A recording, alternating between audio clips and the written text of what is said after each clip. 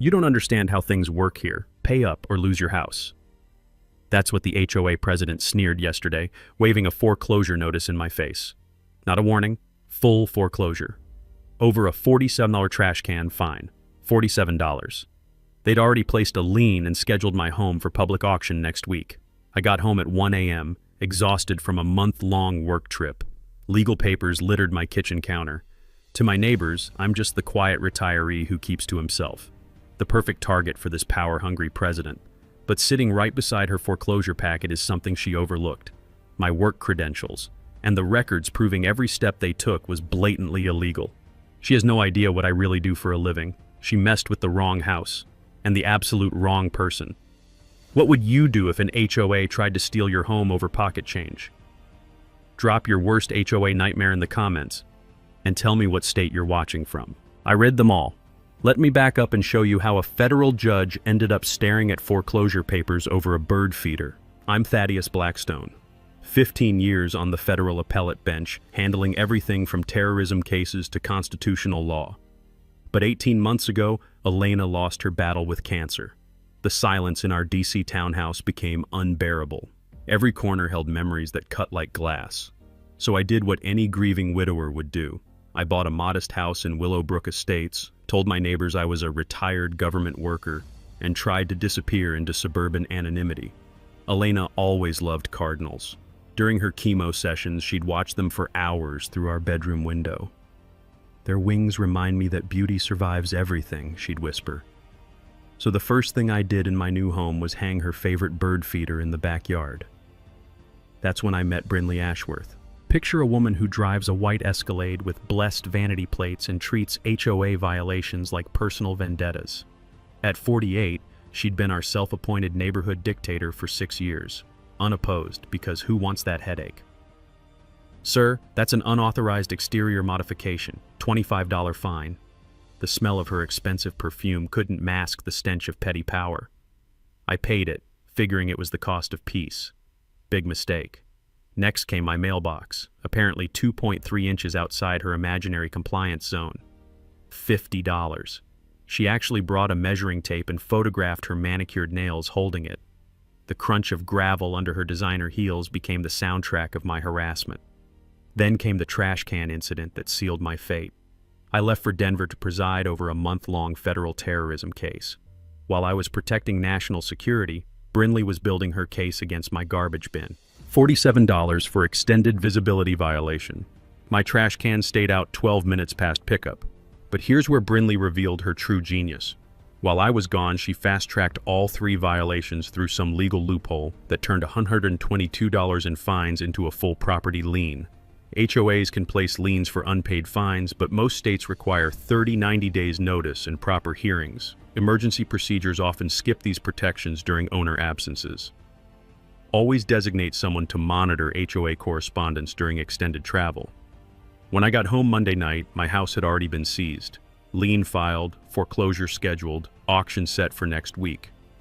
While I was deciding cases that reshape constitutional law, Brinley had been rewriting property law in her favor. I started investigating and found her pattern. Chuck Brennan next door lost $3,000 to emergency deck repairs by her brother-in-law's company, Mrs. Brianna was forced to destroy her vegetable garden for violations. Frank Wilson lost his entire house to mysterious assessment fees. 23 families had been hit with liens in 2 years. Single men, recent widows, elderly residents. Anyone who looked vulnerable became Brinley's prey. But Tuesday morning, she made her fatal mistake. I was checking mail when that ridiculous Escalade pulled up. She rolled down her window with a victory smirk that could curdle milk. "Having trouble keeping up with your obligations, Mr. Blackstone?" She waved my foreclosure notice like a trophy. "Maybe homeownership is too much responsibility for someone like you." Someone like me. My coffee turned bitter. She had no idea who she was talking to. No clue that her quiet retiree victim had spent 15 years making federal law. Standing there watching her drive away to terrorize another neighbor, Elena's voice echoed in my memory. Sometimes the most important battles happen in the smallest places. This wasn't about my bird feeder anymore. This was about a systematic predator who'd been stealing homes while I was busy with important federal cases. Well, Brinley wanted to see what someone like me could do when properly motivated. Time to show her exactly what 15 years of judicial experience looked like when turned against a small-time tyrant. The auction was 6 days away. Time to prove that sometimes justice comes from the most unexpected courtrooms. Day 2. Time to find out exactly how deep this rabbit hole went. I woke up at 5 a.m. with the taste of yesterday's anger still bitter in my mouth.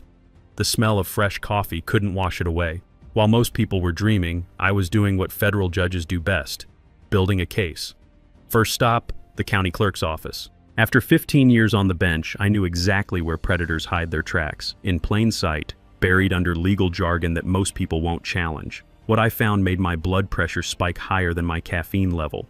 Brinley hadn't just fast-tracked my case, she'd invented her own legal system entirely. Normal HOA procedure involves violation notice, 30-day cure period, board hearing, then formal lien filing. Every state requires these protections. I'd seen enough federal appeals to know. Brinley's express lane? Straight from violation to lien, skipping every homeowner safeguard like they didn't exist. Her excuse?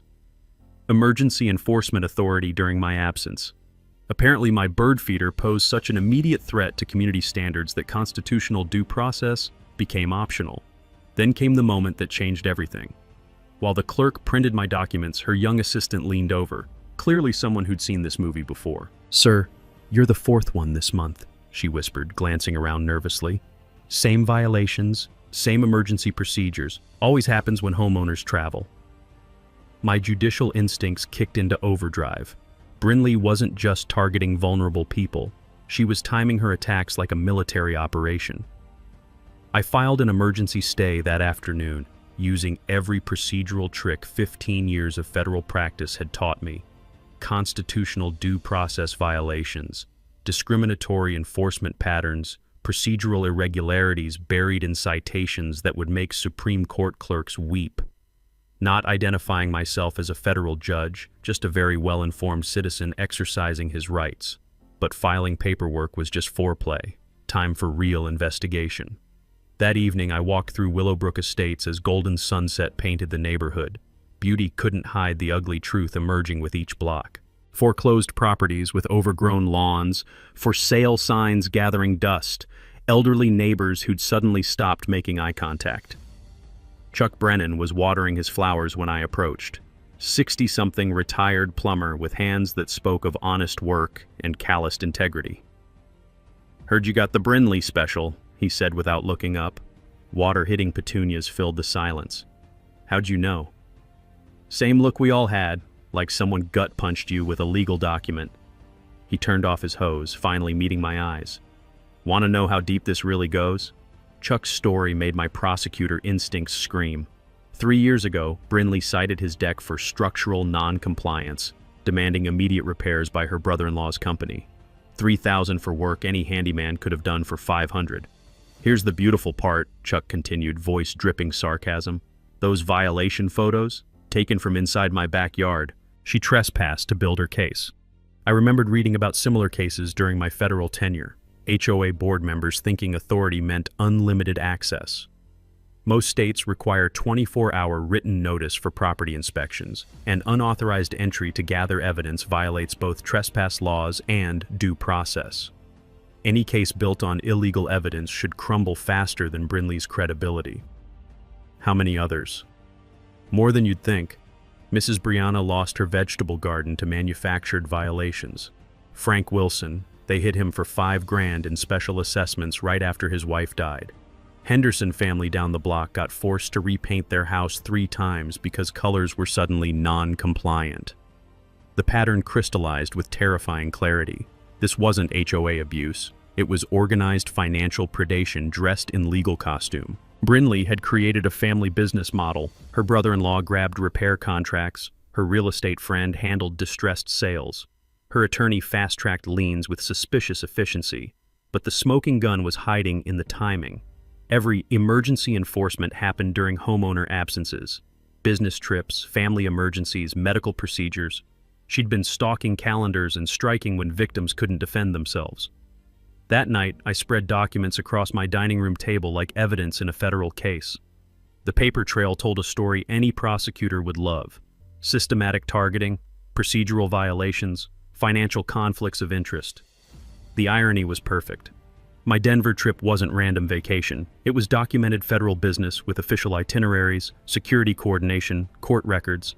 Any decent prosecutor could follow that trail straight to Brinley's doorstep. Sitting there at midnight, surrounded by evidence of suburban corruption, I felt Elena's presence. She'd always said the law existed to protect people who couldn't protect themselves. Time to remind Brinley that some tools cut much deeper than HOA bylaws. Tomorrow, I'd start building a coalition. In a neighborhood full of victims, finding angry allies shouldn't prove difficult.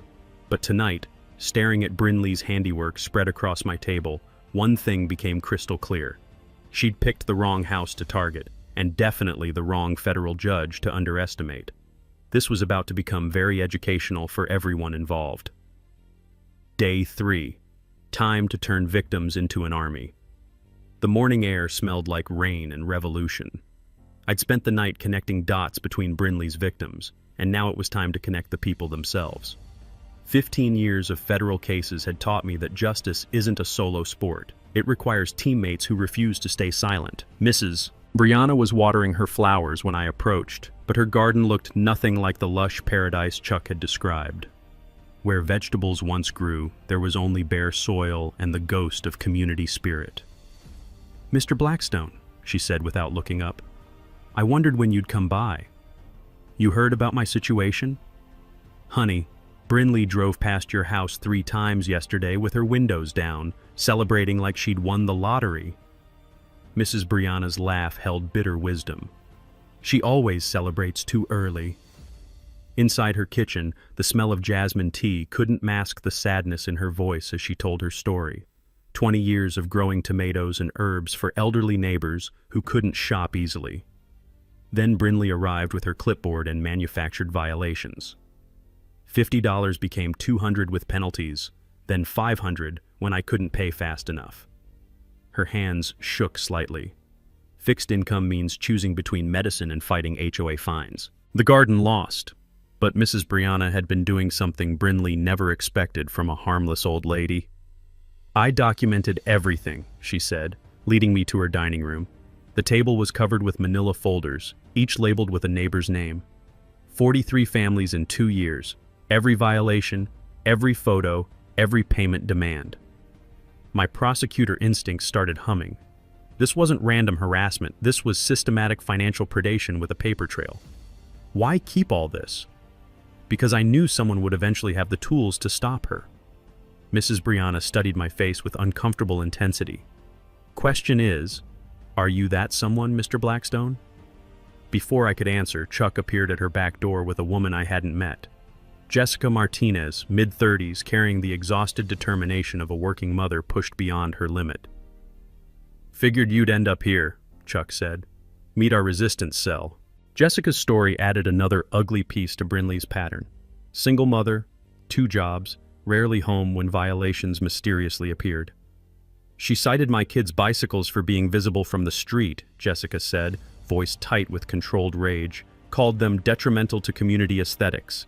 $200 fine plus mandatory storage shed from her brother-in-law's company." That's when the mini twist hit us like a freight train. Chuck was showing me Jessica's violation photos when the unmistakable rumble of Brinley's Escalade pulled up outside.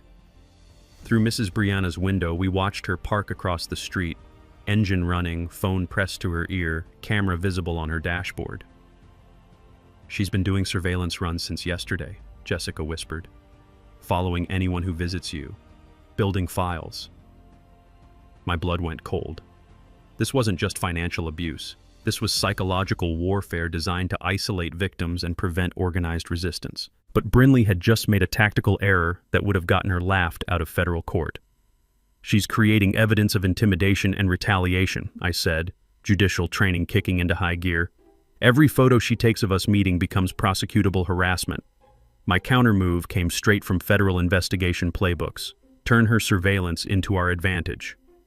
"Mrs. Brianna, do you have a back entrance?" "Good. Chuck, call 5 neighbors from different directions. Tell them to arrive separately over the next hour. Borrowing tools, checking on Mrs. Brianna, whatever looks natural." While Chuck made calls, I explained the strategy. Instead of hiding our coalition, We'd force Brinley to work overtime documenting it, while we documented her documenting us. Over 2 hours, our accidental gathering grew. Frank Wilson, who lost his house to mystery assessments. The Henderson family, victims of the paint scheme scam. Maria Santos, hit with pool violations that defied physics. Each person brought documentation that would make any prosecutor weep with joy. Then Jessica dropped the nuclear option. I've been recording her surveillance drives and posting them on neighborhood Facebook with timestamps, she said quietly.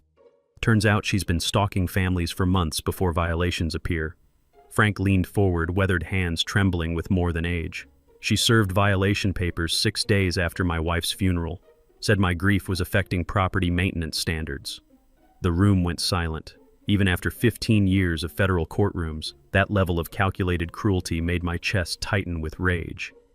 Time to show Brinley what organized neighbors can accomplish, I said, looking at 8 faces that had transformed from isolated victims into a determined coalition. Mrs. Brianna smiled for the first time since I'd met her. Mr. Blackstone, I don't know what you really did in government, but you certainly understand how to wage proper war. If only she knew. Tomorrow would bring revelations that would make Brinley regret every predatory choice she'd made. But tonight, watching our neighbors plan coordinated resistance while her Escalade sat outside taking photos, I felt something I hadn't experienced since Elena died. Purpose, and the sweet anticipation of justice about to be served. Day 4. Time to show Brinley what happens when you poke a sleeping federal judge. I woke to her Escalade idling outside my house at 6:30 a.m., exhaust fumes mixing with the morning mist. Through my window, I watched her photograph my front door, probably documenting that my newspaper was still visible past some imaginary deadline. What she couldn't photograph was the federal criminal complaint I'd been drafting since 3 a.m. The smell of Chuck's bacon drifted across our driveways as I stepped outside to retrieve my paper. Brinley rolled down her window with that predatory grin that belonged in a federal booking photo. Early morning, Mr. Blackstone. Hope you're not planning any more neighborhood disruptions. Just exercising my constitutional rights, I replied, making sure she caught the emphasis. Beautiful day for documentation, don't you think? Her camera hand trembled slightly. Smart enough to sense danger, too arrogant to retreat. By 9 a.m., our coalition was operating like a federal task force. Jessica's group chat buzzed with real-time updates. Mrs. Brianna coordinated evidence collection with surgical precision. Frank reached out to victims in neighboring developments. Then Chuck brought news that made my prosecutor instincts sing. My nephew at City Planning just called, he said, practically vibrating with excitement. Brinley's HOA hasn't filed required financial disclosures in 3 years. State law voids all enforcement during non-compliance periods, including foreclosures. But Brinley's next move proved she was more vicious than I'd calculated. Around noon, my phone exploded with panicked texts from Jessica. "She's at my job, talking to my supervisor." I called immediately. Jessica's voice shook with barely controlled rage. She told my boss I was leading neighborhood disruptions and asked if they knew about my association with problematic residents. My supervisor looked confused, but the seeds planted. The mini twist hit like a legal sledgehammer. Brinley had escalated from property harassment to economic warfare, trying to destroy Jessica's livelihood for organizing resistance. That crossed federal lines I'd spent 15 years learning to protect. My countermove required the precision of a surgical strike. "Emergency meeting tonight," I told our network, "but this time we're going public." Instead of hiding in living rooms, we'd meet at the community center, public space, protected assembly, completely legal. Let Brinley document every single neighbor who'd had enough of her reign of terror. Every photo she takes becomes evidence of First Amendment retaliation, I explained to Jessica. Workplace intimidation for protected political activity, that's federal civil rights territory. But I had something bigger planned, something that would detonate Brinley's entire operation. That afternoon, I made calls to former federal colleagues who specialized in financial crimes and organized fraud. Hypothetical questions about HOA abuse patterns, elder targeting, mail fraud implications. "Sounds like RICO territory," my former clerk at Justice said. Systematic targeting through fraudulent procedures, wire fraud if electronic payments involved, civil rights violations for demographic discrimination. "Just academic curiosity," I replied. "Sure, Judge. Hypothetically speaking, cases like that make prosecutors very happy." Evening came with the electric tension of approaching storms. Our community center meeting drew 42 neighbors. the largest gathering in Willowbrook history. Fluorescent lights hummed overhead as victim after victim shared stories that painted a federal case any prosecutor would love. Brinley's Escalade sat in the parking lot like a predator watching prey, her camera working overtime to document our conspiracy. What she couldn't document was the briefcase at my feet containing federal complaint forms, constitutional violation templates, and direct phone numbers for prosecutors who'd been waiting years for a case this clean. Then came the moment that would flip everything. Maria Santos was describing Brinley's latest pool violation nonsense when the community center doors burst open. Brinley herself strode in, flanked by two men in cheap suits who looked like they'd been hired from a strip mall security company. "This unauthorized assembly violates community standards," she announced, voice echoing off the walls. "I'm documenting every participant for violation proceedings." The room went dead silent. 42 neighbors stared at this suburban dictator who'd just walked into what amounted to a federal investigation planning session. That's when I stood up. "Mrs. Ashworth," I said, letting my courtroom voice fill every corner of the room, "you just made a very interesting legal choice." Her camera stopped clicking. Those expensive heels suddenly didn't sound so confident on the linoleum floor. Intimidating residents engaged in protected First Amendment assembly is a federal civil rights violation.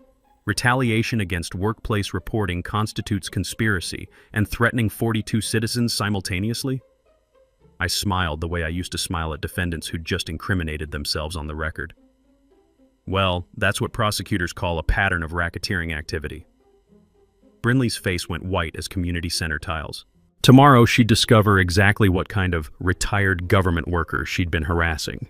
But tonight, watching her flee with her rent-a-cops while 42 neighbors cheered, I felt Elena's spirit in the room. Justice was coming to Willowbrook Estates. Day 5. The day Brinley's house of cards started collapsing in spectacular fashion. The morning coffee tasted like victory as evidence flooded my kitchen like a federal raid. After Brinley's community center meltdown, neighbors who'd been terrorized into silence for years suddenly found their voices and their documentation. Frank Wilson arrived at 7 a.m. carrying a banker's box that would change everything. "Found these in my wife's papers," he said, voice thick with emotion. "She kept every piece of paper Brinley ever sent us. Said someday someone would need proof." What spilled across my kitchen table made my federal prosecutor instincts scream with excitement. 4 years of financial records, revealing the true scope of Brinley's criminal enterprise. This wasn't just HOA harassment. This was systematic embezzlement disguised as community management. The HOA operating account should have contained $127,000 in resident fees and assessments. Actual balance? $34,000 and hemorrhaging fast. Brinley had been bleeding our community dry through shell companies that existed only on paper. Her brother-in-law's emergency repair company had billed $89,000 in 18 months. For a development where most residents did their own maintenance, those numbers were criminally impossible. Then I found her masterstroke, a legal consulting firm that turned out to be Brinley, paying herself $2,500 monthly for specialized enforcement services. She'd been billing the community to harass the community, but the nuclear option was hiding in Mrs. Brianna's mail. Around 9 a.m., she knocked with documents that made my judicial blood run cold. "Misdirected insurance correspondence," she said quietly. "Previous residents forwarded mail. Insurance claims for community damage that was never repaired.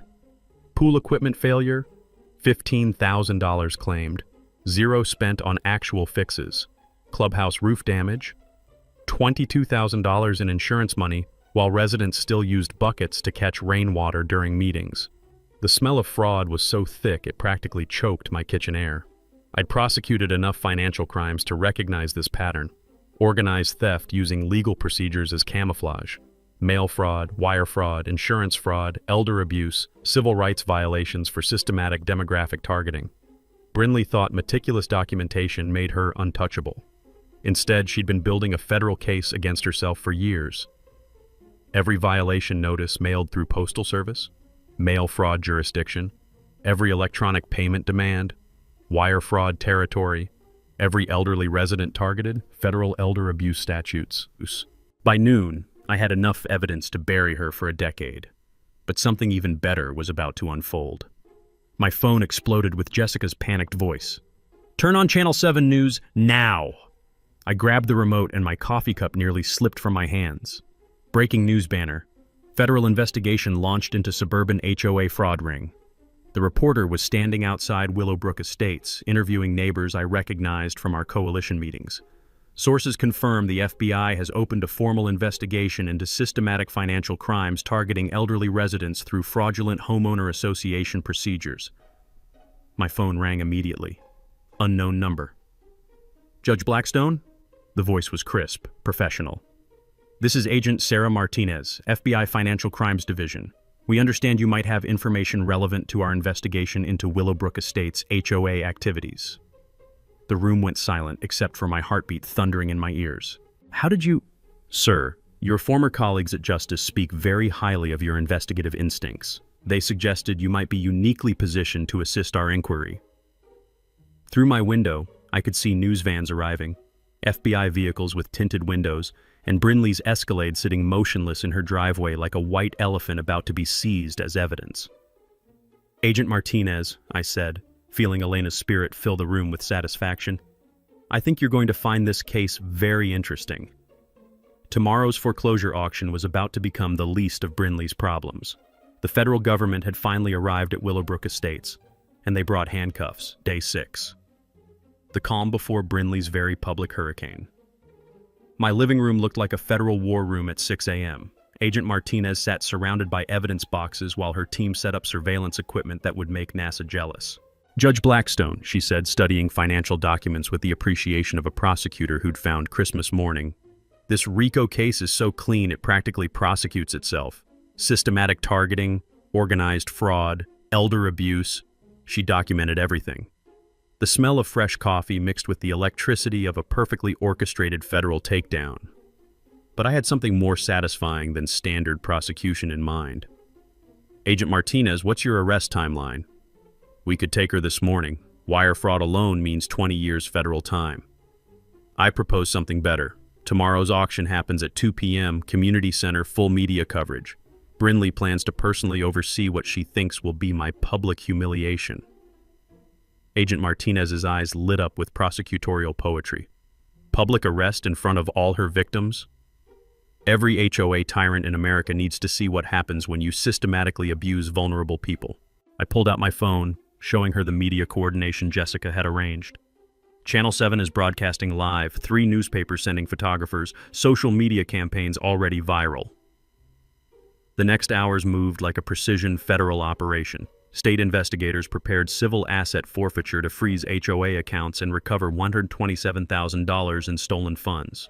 The Attorney General coordinated with federal prosecutors for maximum charges. But watching our neighborhood transform from isolated victims into an organized community demanding justice, that was the real victory.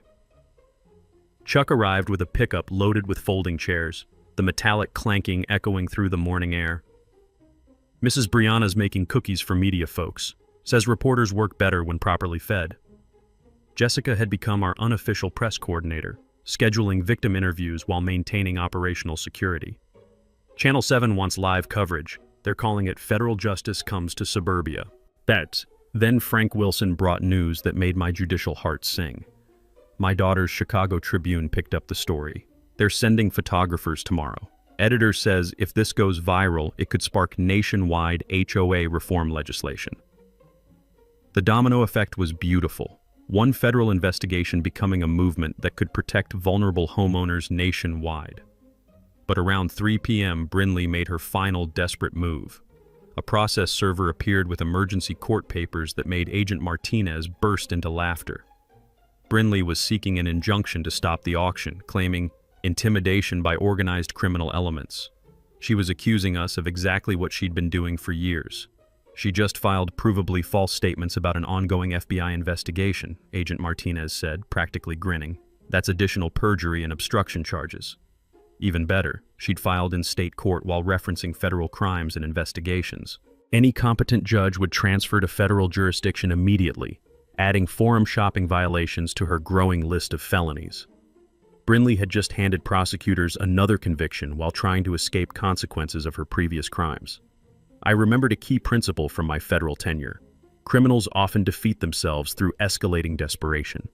The trick is creating conditions where their panic leads to additional self-incriminating behavior. Evening brought our community center buzzing with more energy than it had seen in years. Neighbors arranged cameras, coordinated seating, prepared victim testimony for media interviews. Mrs. Brianna organized a potluck dinner that filled the air with home-cooked aromas and something more valuable, the sound of neighbors laughing together, sharing stories, preparing to witness justice served communally. "Mr. Blackstone," she said quietly while we stacked chairs, "I suspect tomorrow we'll all learn exactly what kind of government work you really did." Agent Martinez approached with final coordination details. Federal marshals positioned around the building, state investigators handling asset seizure. Media has designated coverage areas for optimal documentation. And our target? Completely oblivious. Surveillance shows she's still preparing auction paperwork, coordinating with auctioneers, planning what she thinks will be your public humiliation. Perfect operational security. The best federal takedowns succeed through superior preparation combined with complete tactical surprise. I spent evening on my back porch, watching Elena's bird feeder where cardinals flitted between branches, red wings catching sunset light. The same feeder that started this battle would witness its conclusion. "Tomorrow, sweetheart," I said to the cooling air, 43 families get justice. And every petty tyrant in America learns that some government retirees never stop protecting people. Agent Martinez's voice carried from inside where she coordinated final details with her team. All units in position by 1 p.m., media briefing at 1:30, target acquisition at auction commencement. The foreclosure auction was 18 hours away, but instead of losing my house, Brinley was about to lose her freedom, her stolen assets, and her ability to terrorize any more vulnerable neighbors. Sometimes the most satisfying retirement activities involve teaching criminals that federal justice follows you everywhere, even to suburban community centers. Day 6 evening. The night Brinley Ashworth lost her mind completely. Her Escalade came screaming down our street at 9 p.m. like a white missile, gravel exploding behind her tires. The screech of brakes outside my house sounded like a wounded animal, which wasn't far from the truth. Agent Martinez, coordinating final arrest details from my kitchen, moved to the window with predatory interest. "Subjects under investigation often self-destruct in the final phase," she observed. "She's about to gift us additional charges." Through the glass, I watched Brinley sit motionless for 10 minutes, phone pressed to her ear, gesturing wildly at shadows only she could see. Even 50 yards away, the desperation radiating from her vehicle was almost tangible. Then she exploded out of the Escalade and started pounding on my door like she was trying to beat it down. "Blackstone, open up! We're ending this tonight!" Agent Martinez grinned the way federal agents grin when suspects volunteer evidence. "Mind if we record this?" "Please do." I opened the door to find Brinley transformed into something from a suburban nightmare. Perfect blonde hair matted with sweat, expensive makeup streaked down her cheeks, designer outfit wrinkled like she'd been wrestling with demons. "You think you're so clever," she hissed, voice cracking with hysteria. "Organizing resistance, filing complaints, bringing in federal agents to destroy legitimate community management." The smell of desperation mixed with her usual perfume created something nauseating. "Mrs. Ashworth, I know what you are," she screamed, stabbing her finger at my chest. "My private investigator found everything. Federal judge, right? Thought you could hide in suburbia and destroy me with your government connections." My blood went cold. Agent Martinez stepped into view behind me, hand instinctively moving toward her weapon. That's when the mini twist hit like a tactical nuclear strike. Brinley pulled out her phone, waving it like a weapon. "I've got photos of every federal agent who visited this house, license plates, faces, everything. My husband's congressional contacts are already investigating this abuse of federal power." And she'd been surveilling FBI agents conducting a federal investigation. That wasn't just obstruction, that was potential terrorism-related surveillance of law enforcement. Agent Martinez's professional demeanor evaporated instantly. "Ma'am, you're admitting to surveillance of federal agents during an active investigation?" "I'm protecting my community from government overreach," Brinley shrieked. "You people think you can destroy years of proper management because some deadbeat judge wants to avoid paying legitimate fines." The confession was beautiful in its completeness. Admission of surveillance, confirmation of knowing my identity, acknowledgement of the federal investigation, and threats against law enforcement, all recorded on FBI equipment. but she wasn't finished destroying herself. Those financial records you stole are protected HOA business. The insurance claims were completely legitimate. Every single violation was justified under community standards. Agent Martinez's pen moved across her notebook like she was transcribing a confession. Ma'am, are you referring to specific evidence currently under federal seal? I'm referring to my constitutional right to manage my community without federal interference. Then came the moment that would echo through her federal trial. Brinley grabbed my arm with surprising strength, her manicured nails digging into my skin. You want to know what happens to government agents who interfere with local business? My husband knows senators. We have congressional protection. You picked the wrong community to destroy. Physical assault on a federal judge during an FBI investigation while threatening law enforcement with political retaliation. Agent Martinez was practically taking dictation for the prosecution. Ma'am, please step back and keep your hands visible. Make me! That's when Chuck Brennan appeared from behind Brinley's Escalade with a baseball bat, looking like an angry suburban vigilante. Problem here, folks? He asked calmly. Heard screaming from 3 blocks away. Brinley spun around, eyes wild. You're part of this conspiracy. All of you organized against legitimate authority. Lady, the only thing we organized against was you stealing our houses. More neighbors emerged from shadows like suburban cavalry. Mrs. Brianna with her phone recording everything. Jessica with her teenage sons flanking her. Frank Wilson carrying something that looked suspiciously like pepper spray. Get away from me! Brinley screamed, backing toward her vehicle. I'll have you all arrested for harassment. Ma'am, Agent Martinez said with deadly calm, you're currently under federal surveillance. These residents are witnesses to your behavior. Brinley's face contorted with rage that had moved far beyond rational thought. Fine. Tomorrow's auction happens no matter what. I'll foreclose on every single one of you. She fled to her Escalade, tires smoking as she disappeared into the night like a suburban demon returning to hell. Agent Martinez closed her notebook with satisfaction. Assault on a federal judge, threats against law enforcement, surveillance of FBI agents, obstruction of justice, and conspiracy theories involving congressional corruption. Chuck lowered his bat. Think she's finally lost it completely? Completely, I confirmed, watching her taillights disappear. Tomorrow's auction was 12 hours away, but Brinley had just turned a financial crimes case into something approaching domestic terrorism. Federal prison was going to be very educational for her. Day 7. Auction day arrived with the electric tension of an approaching storm. I woke at 5 a.m. to the sound of vehicles assembling outside like a federal convoy.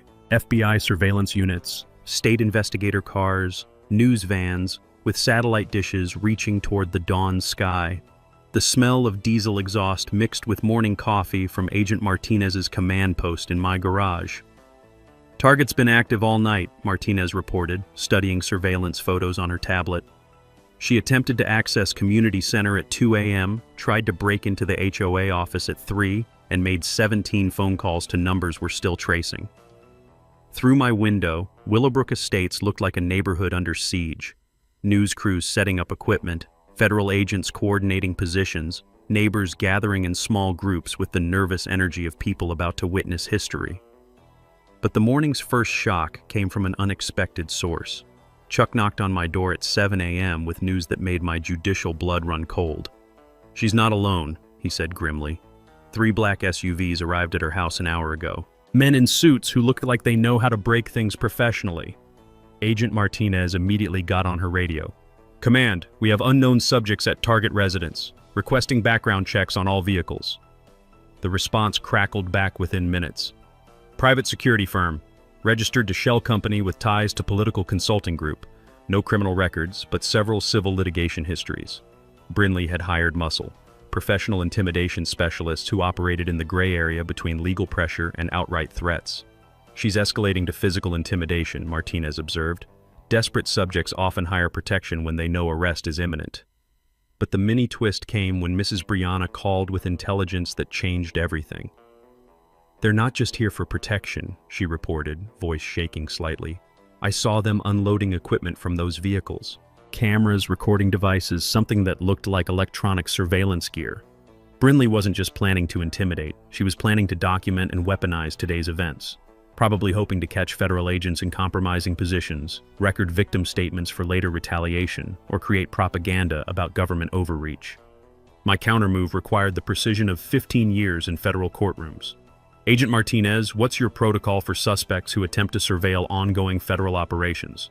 Additional obstruction charges, but we need to catch them in the act. Then let's give them something to record. I called an emergency neighborhood meeting for 10 a.m., 2 hours before the scheduled auction.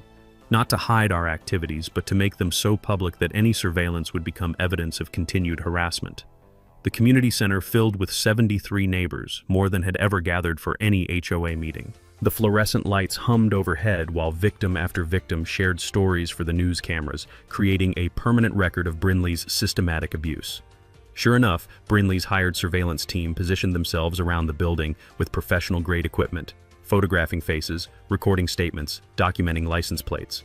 Perfect, Agent Martinez murmured, watching through binoculars. They're creating evidence of witness intimidation during an active federal investigation. But Brinley's final gambit was more desperate than anyone anticipated. At 11:30 a.m., 30 minutes before the auction, her Escalade pulled up flanked by those black SUVs like some kind of suburban presidential motorcade. She emerged wearing a business suit that probably cost more than most neighbors' monthly mortgage payments, flanked by her security detail and carrying a briefcase that looked expensive enough to buy a small car. The arrogance was breathtaking. Even facing federal investigation, she was staging a power play designed to intimidate the entire community into submission. But her performance was interrupted by something she clearly hadn't expected. A Channel 7 news reporter approached with cameras rolling, asking pointed questions about financial irregularities and elder abuse allegations. Instead of answering professionally, Brinley's mask slipped completely. "This is a coordinated attack by disgruntled residents who refuse to follow community standards," she snarled into the camera. "Federal agencies are being manipulated by troublemakers who want to destroy property values and community safety." She was attacking federal law enforcement on live television while under federal investigation. Agent Martinez nearly choked on her coffee watching the feed. She just accused the FBI of being manipulated by elderly residents on broadcast news, Martinez said in amazement. That's going to play beautifully in court. By noon, the community center was packed beyond capacity. Neighbors, media, federal agents, state investigators, and Brinley's intimidation squad all crammed into a space designed for municipal meetings, not federal justice. The air crackled with tension as 2 p.m. approached. Auction time. The moment Brinley expected to seize my house and demonstrate her continued power over the community. What she didn't realize was that in 30 minutes, her entire world would collapse in front of 73 neighbors, 5 news cameras, and enough federal agents to staff a small field office. I sat in the front row, looking at Elena's empty chair beside me, feeling her presence as strongly as if she were physically there. "Almost time, sweetheart," I whispered. "Justice is about to be served with the full attention it deserves." The final countdown had begun. 2:00 p.m. Showtime. The community center buzzed with electric tension as Brinley strode to the front podium like she was addressing a corporate board meeting instead of her victims. 73 neighbors filled every seat, news cameras positioned for optimal coverage, federal agents discreetly stationed around the room. The smell of nervous sweat mixed with anticipation as thick as morning fog. "Ladies and gentlemen," Brinley announced, her voice echoing off the walls with practiced authority, "we're here for the legally mandated auction of 1247 Maple Drive due to unpaid HOA violations and accumulated fines." She opened her briefcase with theatrical precision, spreading foreclosure documents across the podium like a dealer shuffling cards. Her security detail flanked the exits, trying to look intimidating while federal agents watched their every move.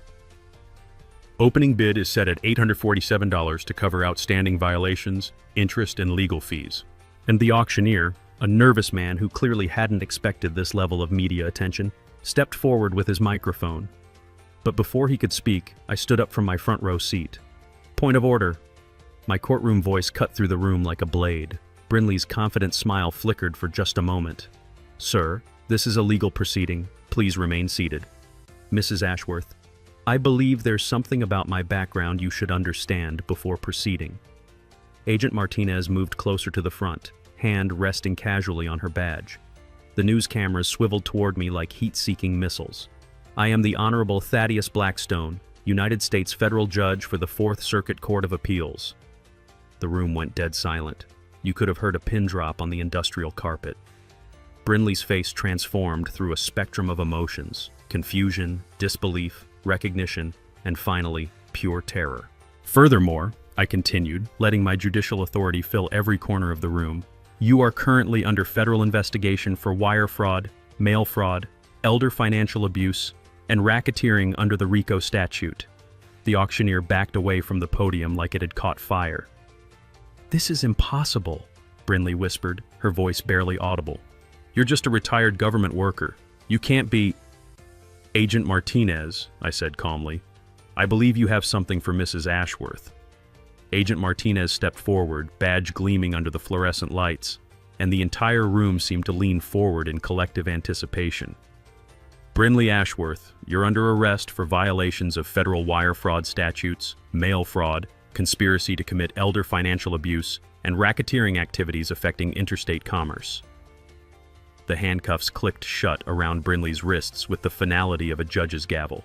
But the mic drop moment came when she looked directly into the Channel 7 camera and made one last desperate play. This is a government conspiracy. I have congressional protection. My husband knows senators. Agent Martinez smiled the way federal agents smile when suspects hand them additional charges. Ma'am, those statements will be included in your obstruction of justice charges. The community center erupted in applause that started as scattered clapping and built into a thunderous ovation that seemed to shake the walls. 73 neighbors who had been terrorized, intimidated, and financially abused, finally watching justice being served in the most public way possible. Mrs. Brianna was crying with relief. Chuck was pumping his fist like his team had won the World Series. Jessica was live streaming everything to social media where it would be viewed by millions within hours. But the most satisfying moment came when Agent Martinez announced the financial recovery. Ladies and gentlemen, federal asset forfeiture has frozen all HOA accounts and recovered $127,000 in embezzled community funds. These resources will be returned to affected homeowners and used to reform HOA governance under federal oversight. Frank Wilson, who had lost his house to Brinley's manufactured assessments, broke down completely. I can get my home back, he sobbed. After 3 years, I can finally go home. As federal marshals led Brinley toward the exit in handcuffs, she made eye contact with me one final time. You destroyed my life, she hissed. No, Mrs. Ashworth, I replied with the calm authority of 15 years on the federal bench. You destroyed your own life the moment you decided to prey on vulnerable neighbors. I simply ensured there were consequences. The news cameras captured every moment as she was loaded into a federal vehicle, her white Escalade being hooked to a tow truck as evidence, her hired security team slinking away like shadows at dawn. The auction was officially canceled. My house was safe. 43 families would receive financial restitution, and every HOA tyrant in America would think twice before targeting elderly residents after watching this footage go viral.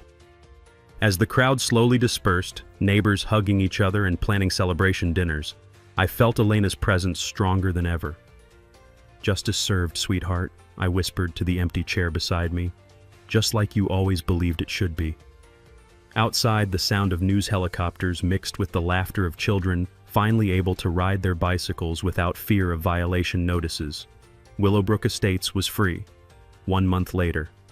The morning coffee tasted like freedom.